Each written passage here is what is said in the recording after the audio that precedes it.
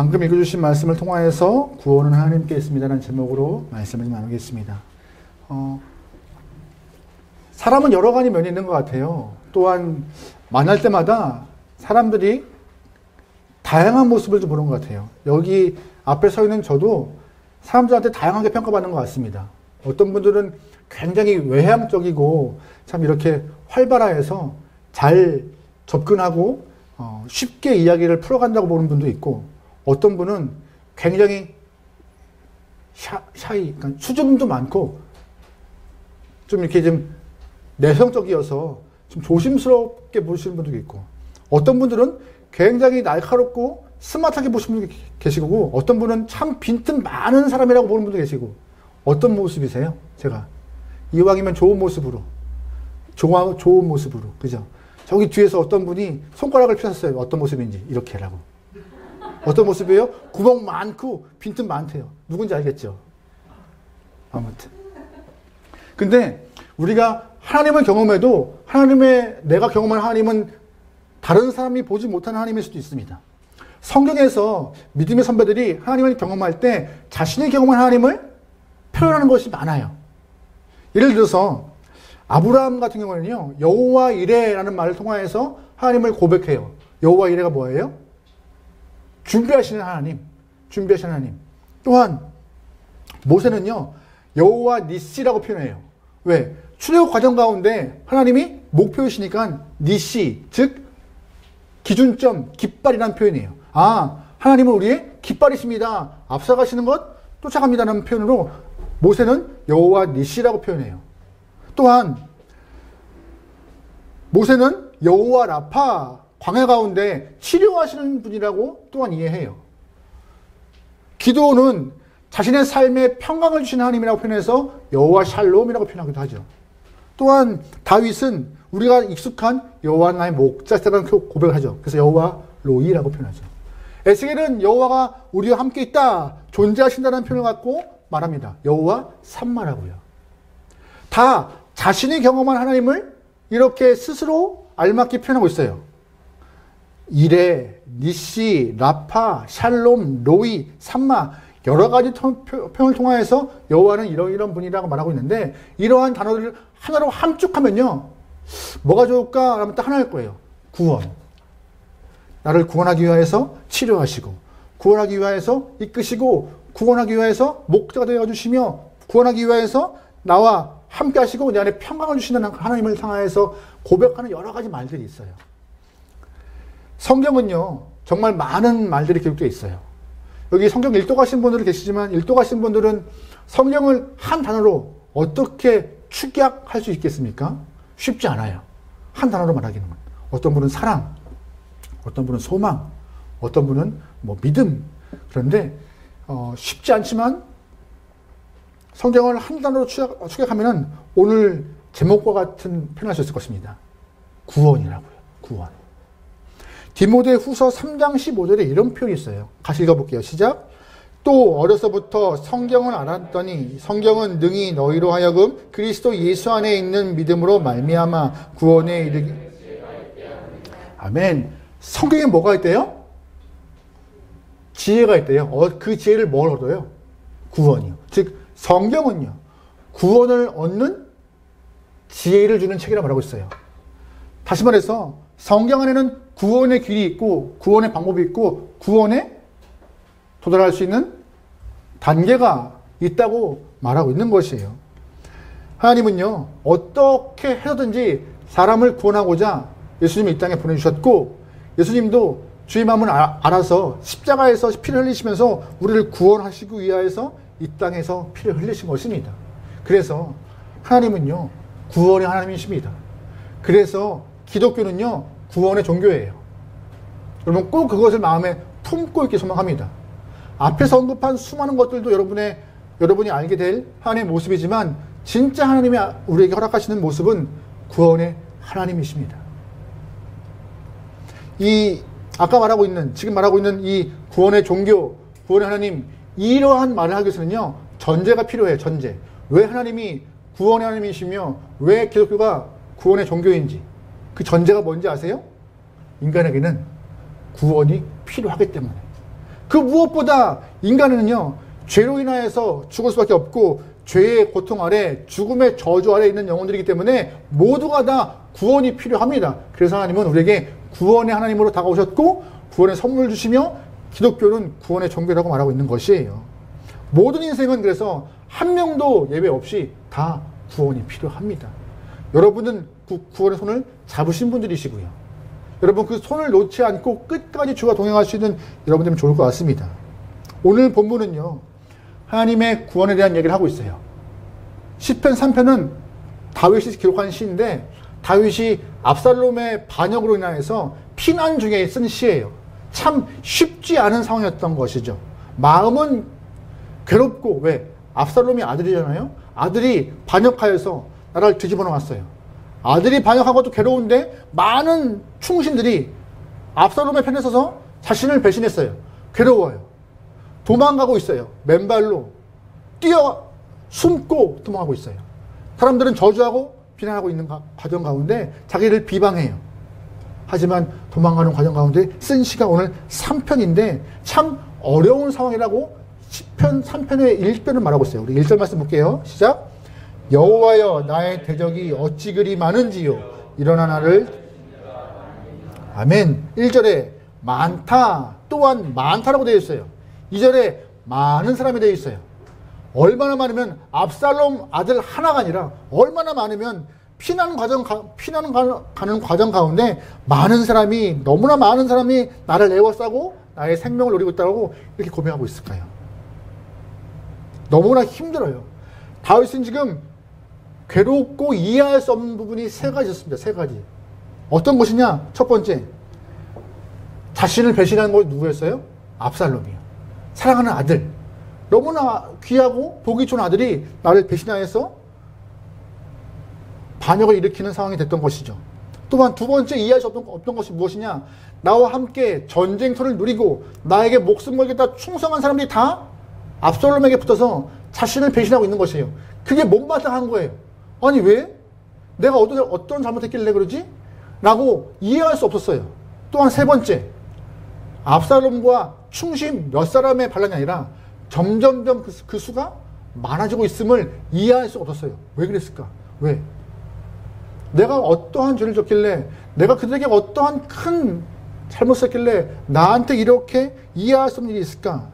결국 도망칠 수밖에 없는 상황 가운데 다윗은 말합니다. 많습니다.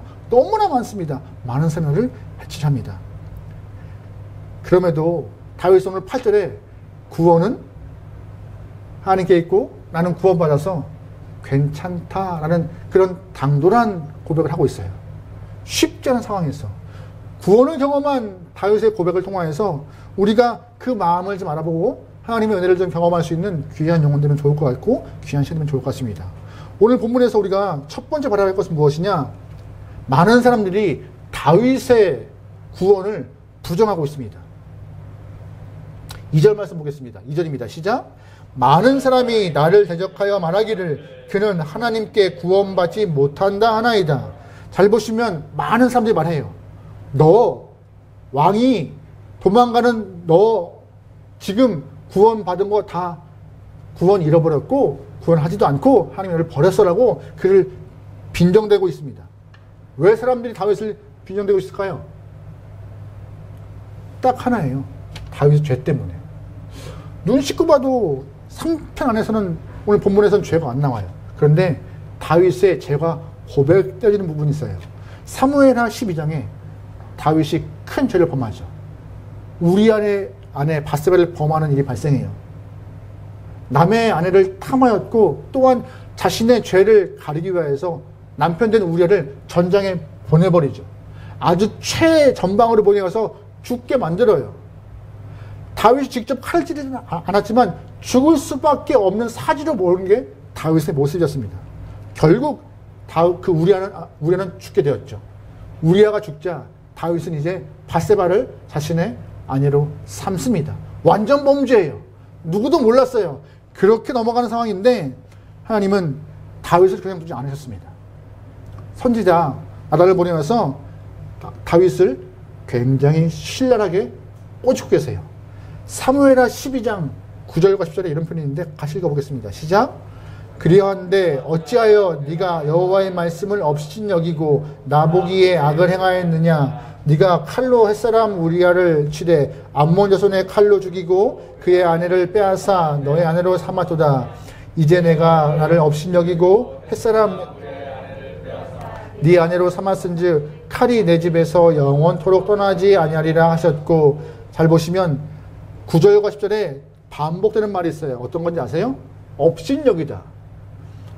하나님이 늘 보고 계시고 너를 관찰하시고 너를 주목하시는데 너는 그 손길 인정하지 않고 하나님의 옆에 계심을 부정한 모습처럼 업신여기면서 그렇게 죄악을 벌였다. 완전하게 스스로 죄악을 감추기 위해서 사람을 죽였고 죄를 포장하였다라고 선지자가 하나하나 조목조목 아주 신랄하게 꼬집고 있습니다. 이 모습에 다윗은요 고백을 해요. 내가 죄를 범하였다고 고백을 해요. 그 모습에 사실 다 많은 사람들이 알게 됩니다. 그럼에도 다윗의 죄가 만천하에 드러났어요. 그런데 오늘 다윗이 오늘 시편에서 고백하는 모습은 조금 이상해요. 분명히 죄가 드러났고 그것도 왕이지만 자신의 충신을 죽였고 그 아내를 본인 아내로 삼았던 아주 못된 일을 했던 다윗이지만 그 다윗의 모습이 오늘 본문에서는요 조금 너무 당당하게 드러나요. 3절과 6절 말씀 보면은요 나의 기도에 응답하셨고 또한 내가 잠도 잘 잤고 또한 아무렇지도 않게 두렵지 않다라고 다윗은 자신의 마음을 고백해요.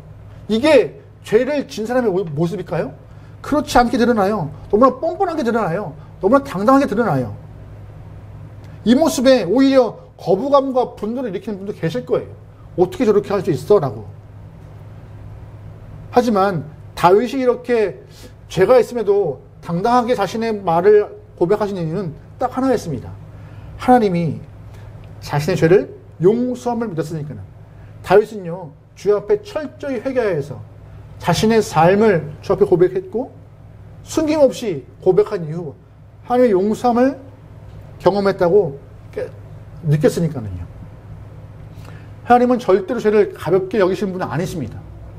오늘 다윗의 죄를 넘어가신 분이 아니세요. 묵과하시고 그래 됐다 이렇게 치부하시는 분은 아니세요. 하나님은요 죄를 너무나 분노하셔서 우리 인간에게 있는 죄를 없애기 위해서 아들까지 희생하신 분이세요. 그냥 뭐 하나 우리가 짬뽕 먹다가 옷에 딱 튀면 기분 나쁘잖아요. 그 흰 옷에 그 빨간 국물 하나가 눈에 확 띄는데 에이 괜찮아 하는 분도 계시지만 막 그 국물이 이렇게 크게 보이는 분도 계세요. 어떻게 못 나가죠. 옷을 갈아입어야 돼요. 하나님은 우리의 죄 하나를요 그 크게 보시는 분이세요. 분노하시는 분이세요. 내가 하나님의 형상으로 지은 인간이 죄 때문에 죽을 수밖에 없는 그 모습에 너무나 안타까워하시며 분노하시는 분이세요. 하지만 그 죄를 걷어내기 위해서 극단의 모습을 보이세요. 누굴 보내요? 예수를 보내심으로 그 죄를 해결하신 분이 하나님이시죠. 그만큼 죄에 대해서 민감하신 분이고 그만큼 죄를 미워하신 분이시고 그만큼 우리를 향하여서 구원의 손길을 뻗는 분이세요. 여러분 다윗의 회개가 하나님 잘못했습니다. 용서해 주세요. 이것으로 끝난 것이 아니에요. 아까 선지자말 보셨어요? 너의 집에 칼이 끊이지 않을 것이라고 선포해요. 너의 죄 하나 때문에 너의 집안에 칼부림이 너의 집안에 피 흘림이 너의 집안에 배신이 난무할 거라고 선지자가 말합니다. 그럼에도 회개해요. 죄송합니다. 하나님. 다윗의 죄 때문에 가정 안에 똑같은 죄가 있어요. 아들, 딸 안에서 서로가 몸을 탐하고 서로가 살인하는 일도 발생하고 아까 보았던 것처럼 아들이 자리를 탐하여서 반란도 일으키고 이런 모든 일들은 다 다윗의 죄로 인하여서 시작됐던 부분이에요. 그럼에도 다윗은요 압살롬을 저주할 수가 없었어요. 맨발로 또한 머리를 다 풀며 울며 피난길을 떠나도 원망할 수가 없었어요. 그 모든 것은 누구 때문에요? 나 때문이라는 걸 알고 있었기 때문에. 그래도 그 마음 가운데 내가 피난길을 가지만 나의 마음은 주님께 죄를 고백하여서 용서 받았음을 알고 있기 때문에 그럼에도 오늘 본문과 같이 고백하는 거예요. 내 기도 들으시고 찬송 들으시고 내가 잠도 잘 수 있고 이런 삶을 살았다. 다윗의 고백은요, 죄에 대한 고백은 쉽지 않았어요. 대가 없던 것이 아니었어요. 충분한 대가와 어려움이 있었지만 그럼에도 자신의 죄를 해결하기 위해서 주 앞에 정직하게 고백했던 다윗, 또한 신하들 앞에서 내가 주 앞에서 죄를 범하다고 다 고백한 다윗, 그 모습 때문에 온 국민이 다 다윗의 죄를 알았던 그 상황이지만 그 죄 때문에 압살롬이 아버지 인기를 다 가로채어서 자신이 왕과 같이 모든 것을 결정하고 사람들에게 좋은 이미지를 심고자 성전 미문 앞에서 재판도 하고 왕에게 가는 발걸음을 본인이 가로챘지만 그럼에도 다윗은 거기에 개의치 않고 주 앞에 용서받고 구원받았음에 기뻐하며 오늘 고백하고 있는 모습이 다윗의 모습이 나와요. 더군다나 사울의 친척이었던 시므이가 도망가는 다윗을 향해서 저주해요. 막 저주해요. 거봐, 너 그럴 줄 알았어. 사울 왕 그렇게 홀대하고 네가 너 그럴 줄 알았어. 하지만 다윗은 절대 시므이에게 감정을 드러내지 않고 시므이를 향해서 칼을 뽑지 않습니다. 왜요? 이 모든 것은 내 죄 때문이라고 알고 있었기 때문에. 그럼에도 그 피난길 가운데 다윗은 끝까지 수치스럽고 무서웠지만 함께 하신 하나님, 나에게 구원 주신 하나님을 향해서 믿음을 갖고 끝까지 갔습니다. 그만큼요, 죄는 무서운 거예요. 그래서 죄를 멀리해야 하는 우리의 숙제가 있어요. 숙제예요. 죄를 우리가 무시해버리면요, 우리도 모르게 죄에 대해서 잠식되어 하나님을 가리게 되고 내 손은 이 땅의 것들을 주워 잡아서 이 땅과 동행하는 영혼 됩니다. 내 마음의 비장을 살짝만 풀어보면 그 틈을 통하여서 죄는 들어와 우리의 모든 것들을 다 삼켜버리는 무서운 거기 때문에 여러분 빗장 잘 잠그시고 주님에게 나갈 수 있는, 또한 내 열어놓은 빗장을 통해서 죄가 들었다면 다윗과 같이 죄를 고백하고 용서함 받아서 구원의 하나님이 내 주님이라고 고백할 수 있는, 다시금 주님께 돌아갈 수 있는 여러분 되면 좋겠습니다. 두 번째 오늘 본문을 통하여 우리가 알 수 있는 것은 무엇이냐, 또 알아야 하는 것은 무엇이냐, 다윗은 본인이 죄를 졌지만 죄사함의 확신이 있었습니다. 어떤 확신이요? 죄사함의 확신이요. 우리 3절부터 6절 말씀 읽어보겠습니다. 시작. 여호와여, 주는 나의 영광이시요 나의 발을 여시는 자시니라. 내가 나의 목소리로 여호와께 부르짖으니 그의 성산에서 응답하시는도다. 내가 누워 자고 깨었으니 여호와께서 나를 붙드심이로다. 천만인이 나를 애워싸워 친다 하여도 나는 두려워하지 아니하리이다. 아멘. 여기서 보면은 다윗이 죄사함에 대한 확신을 갖고 신뢰하며 하나님을 향하여 노래하는 모습이 나와요. 하나님, 주님 때문에 내가 용서함 받고 회복시켜 주셔서 감사합니다라는 그런 느낌의 고백이 나와요. 3절 말씀 보세요. 여호와는 나의 방패시며 무엇이래요? 영광이시래요. 다윗은 우리가 잘 알고 있는 것처럼 목동이었습니다. 그가 왕으로 올라갈 수 있는 기회는 없었어요. 하지만 하나님의 은혜 가운데, 손길 가운데 하나님이 그를 이스라엘의 두 번째 왕으로 세우셨습니다.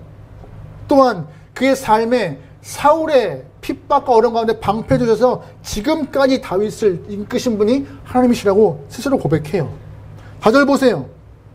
어려운 가운데 부르짖었을 때 하나님 나를 무시하거나 외면하거나 듣지 않고 길을 막으신 것이 아니라 내 기도에 뭐 하시는 분?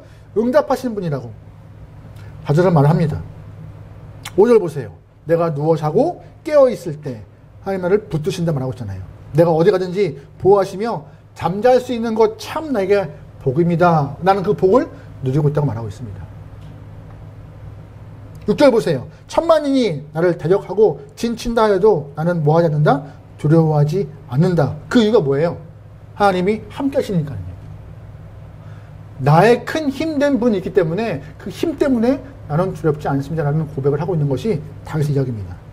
앞전과 좀 달라요. 앞에서 분명히 피난 가고 도망가는 다윗을 향하여서 이스라엘 사람들은 민망하게 다윗을 향하여서 다윗의 죄를 끄집어내고 비웃고 너 구원 다 잃어버렸으라고 빈정거리고 비아냥거리지만 다윗은 그럼에도 나는 너희들이 그렇게 말할지라도 나는 죄 용서함 받아 구원함 누리고 있는 영혼이라고 고백하고 있습니다. 여러분 잘 보세요. 꼭 기억하세요. 회개는 회개고 믿음은 믿음인 거예요. 회개와 믿음은 조금 분리해 보일 수 있어요. 무슨 말이냐? 우리가 입으로 회개할 수 있어요. 하나님, 내 죄가 이러이러합니다. 죄를 용서해 주소서라고 고백해요. 그 이후에 회개에 대한 믿음이 없으면요, 죄 사함에 대한 은혜가 없어요. 이해하세요? 회개를 했는데 내 안에 그 회개에 대한 용서의 믿음이 없으면은 이 안에 용서에 대한 은혜, 감격, 축복, 뜨거움이 없어요.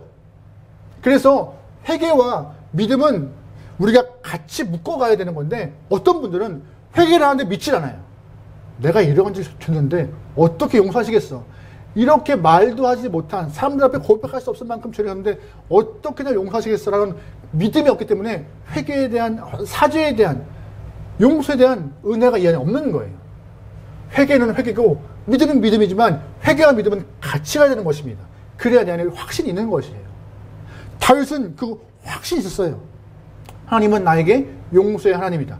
그래서 그분이 나에게 구원을 주신다. 여러분이 입술을 통하여 고백한 회개의 제목들을 다 주님이 들으시고 용서한 줄 믿으십니까?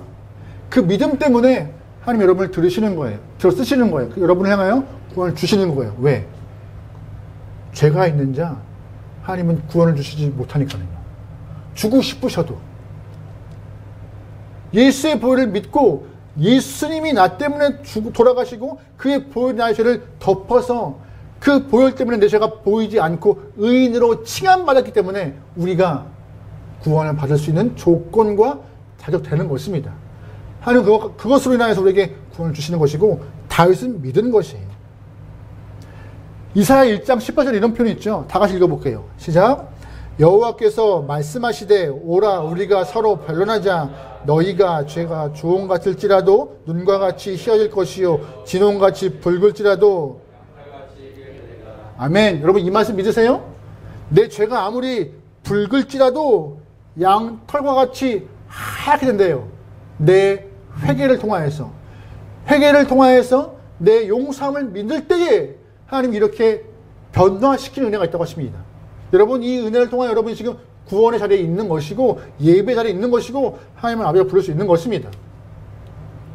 다윗은 이 사실을 확실히 믿었기 때문에 남들이 다 아는 죄를 지었지만 그래도 오늘 본문과 같이 하나님 감사합니다. 내가 잠도 잘 수 있고 용서함 받아 하나님을 나의 피난처로 고백할 수 있고 용서함 받아서 내가 주님과 함께함을 경험합니다. 라고. 예를 들어서 부모님 가끔씩 이렇게 드라마를 보면요, 부모님과 자녀, 아들들이 싸워요. 싸울 때 아들들이 내가 이놈의 집구석 안 들어온다고, 내가 성공할 때까지 절대 안 들어온다고, 이런 아들이 이쁘겠어요? 아니면은 싸우지만 다시금 품에 들어와서 죄송합니다 부모님, 아버지 어머니 죄송해요, 한번 용서하시고 내가 다시 한번 부모님 안에서 소도하며 살 수 있게 용서해달라고 하는 자녀가 이쁘겠어요? 집 나간 자녀는요 걱정이에요. 걱정. 잘 먹을까, 잘 살까, 아무리 부모와 싸우고 나가도 걱정거리예요. 하지만 품에 안에 들어와 다시 한번 비비는 자녀는요,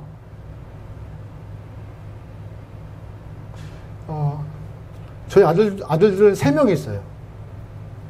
첫째도 아들이고, 둘째도 아들이고, 셋째도 아들입니다. 다 아시죠? 근데 다 달라요. 둘째가 근데 파고드는 게 좀 있어요.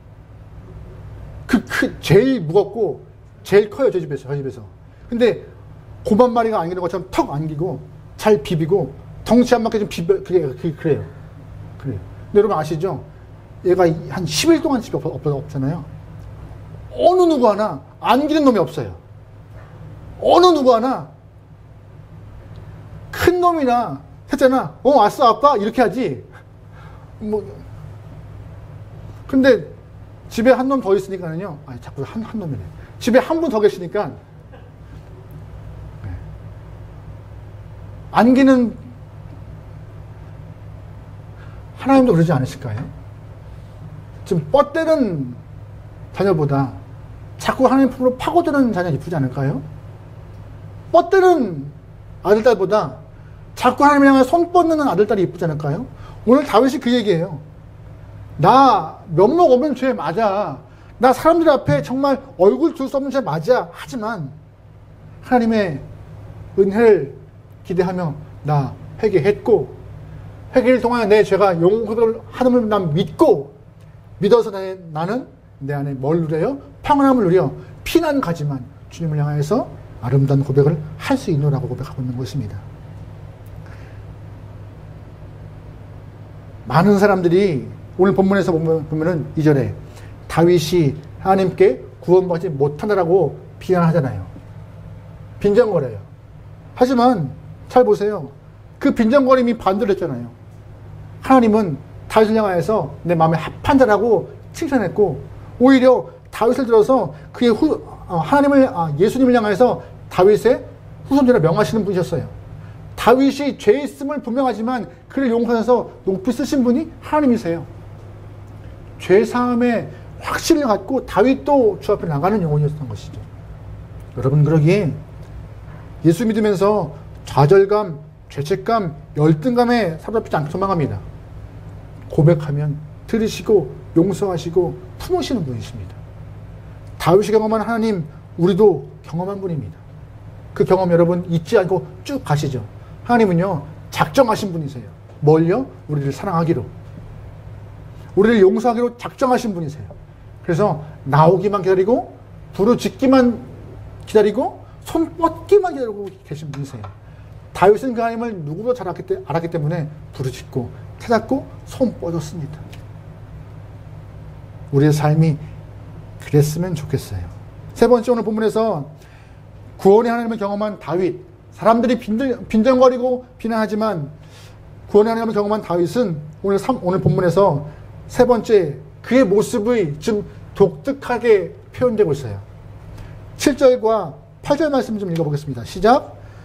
여호와여 일어나소서, 나의 하나님이여 나를 구원하소서. 주께서 나의 모든 원수 땅을 치시며 나의 일을 꺾으셨나이다.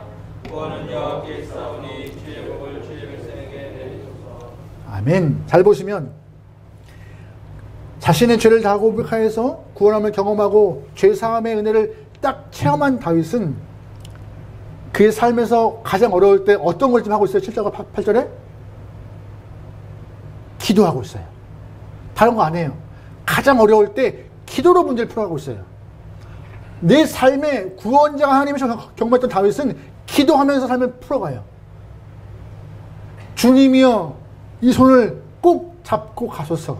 인생길 험하고 지칠 때 날 도와주소서라고 손 뻗고 기도하는 게 오늘 본문의 다윗입니다.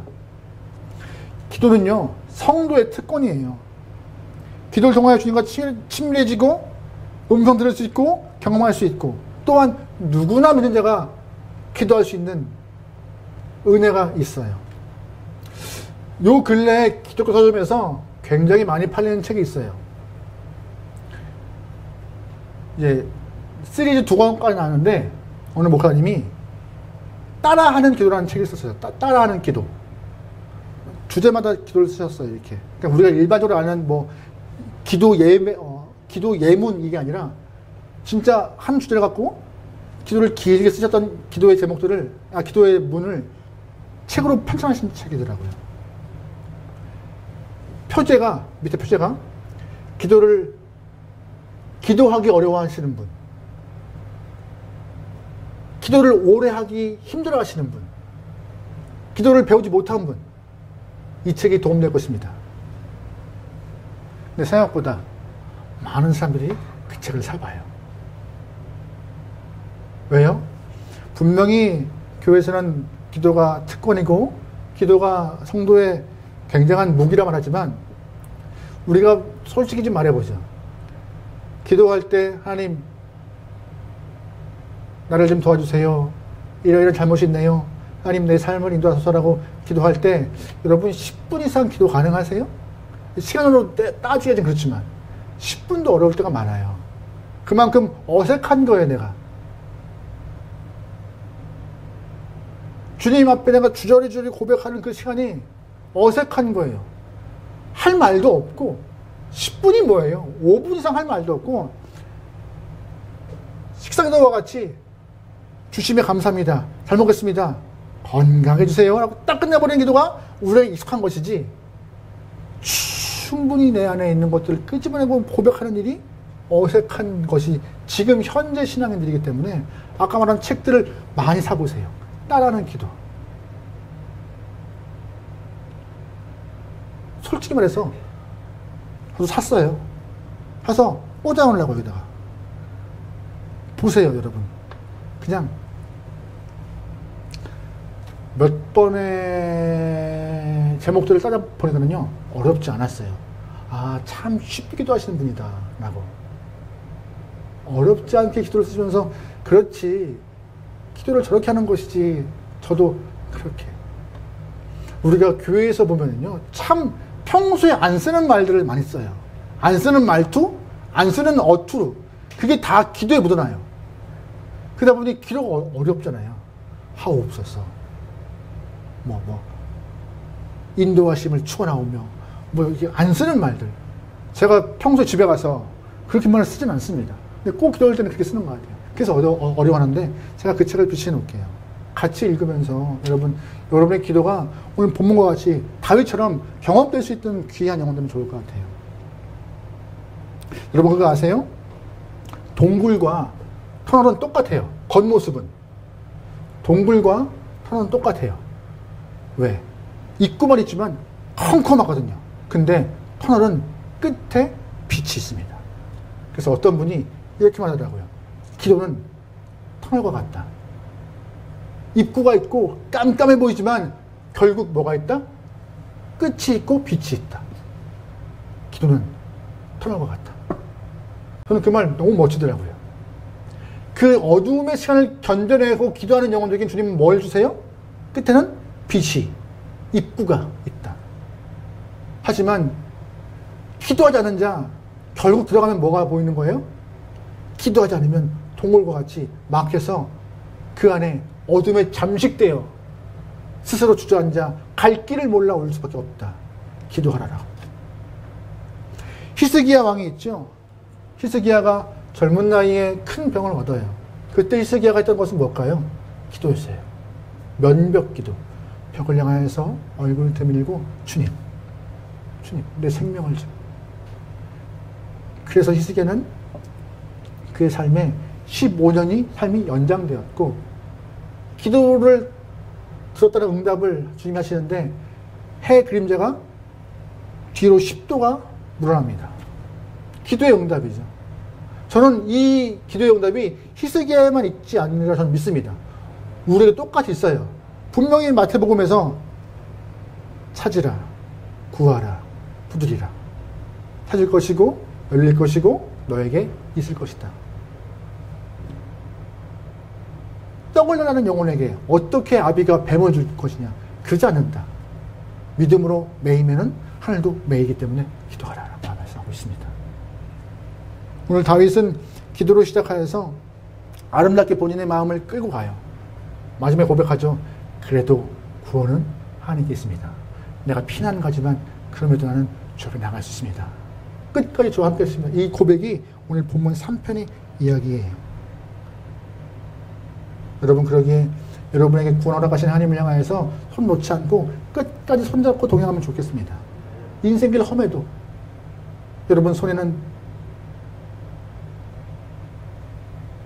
이 땅의 것을 움켜잡기 위해서 뭐 하나 풀뿌리를 잡기 위해서 애쓰는 것보다 목자이신 주님의 지팡이를 잡기 위해서 애쓰는 여러분, 그래서 내 인생길이 주 앞에 붙들림을 할 수 있는 여러분 되면 좋겠습니다. 할렐루야.